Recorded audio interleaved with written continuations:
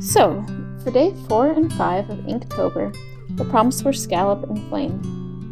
And, well, I didn't really want to draw an actual scallop for the theme Scallop, because even though I'm trying to draw exclusively animals, I'm also trying to keep them to pets, and I don't think that scallops would ever be a pet, maybe?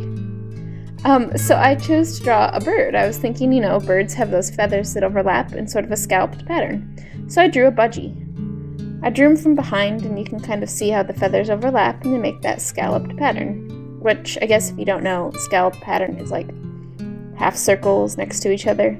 I think it's more in like a stitching thing, but it's just a pattern. I don't really draw birds very often, so it was kind of fun, but also a little challenging. I don't think their faces are as easy to give personality to as like a dog or a cat. But I was drawing him from behind anyways, and I thought him sticking his little foot out like that kind of makes him seem playful or cute. I used my dip pen, not my glass dip pen, but my regular dip pen for this one. And it's kind of a fun tool because when you press on it, the nib, if you press hard, you get a thicker line, and if you press lightly, you get a thinner line. So it's actually pretty useful for something like feathers because you're going to want bold lines for the outlines, but then light, small lines for some of the detail. And I thought it really came out nicely for the budgie. For the day 5 prompt of Flame, that wasn't so hard to come up with. Of course, a candle was one of the first things I thought of. I just had to work in an animal, too. My cats have always been extremely curious whenever a candle is lit, so it was no-brainer that I'd draw a cat. I put the candle in a lantern, though, so you don't have to worry about the cat catching on fire. For this one, I decided to draw the cat with big pupils so that he looked curious.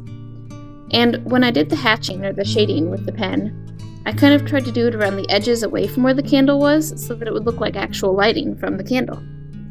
Each day of Inktober, I want to try to use different supplies because I have so many, but there's only so many ways you can use ink between glass dip pen, regular dip pen, or just a pen.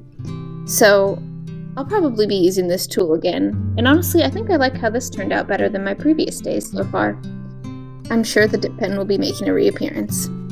Plus, there are lots of different nibs that I could use, although, to be honest, I don't know if I've ever noticed a ton of difference between each nib, but I'm not very particular, so maybe somebody who cares more would notice. Overall, I think that's one of the best things for me about a challenge like Inktober, or even the challenge like Smogust that I did last month. It really forces me to use supplies that would otherwise just sit in drawers unused. And I am a real art supply hoarder. Sometimes I'll buy something, knowing full well that I have something almost identical back at home sitting in a drawer. But somehow the package looks better and more exciting, and I'm sure I'll use it and bring it home. Just here I am, finally listing things that I have. For example, I probably have enough ink to last me a lifetime of birds, but that stopped me from buying more in the future. Anyways, that's days 4 of Inktober. Thank you for watching. Thank you for watching.